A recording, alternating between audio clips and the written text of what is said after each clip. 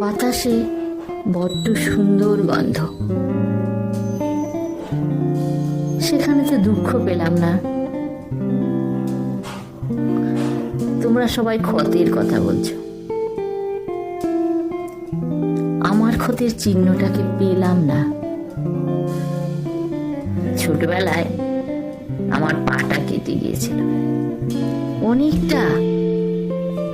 সবাই বলল এই ক্ষতটা রয়ে যাবে।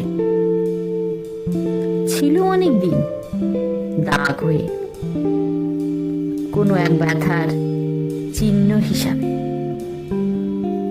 কথা হচ্ছিল বাতাসের সুন্দর গন্ধ নিয়ে।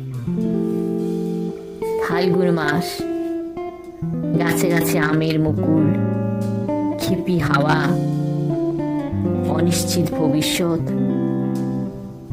উদাস করার মতো সব আছে। তার মাঝে তোমার ক্ষত লাল ধচ্চা হয়ে ফাগুনের বাতাসে উঠছে। সব রং বাতাসে মিশে গেলে যে একটু বাকি থাকে সেটুকি নীরবতা,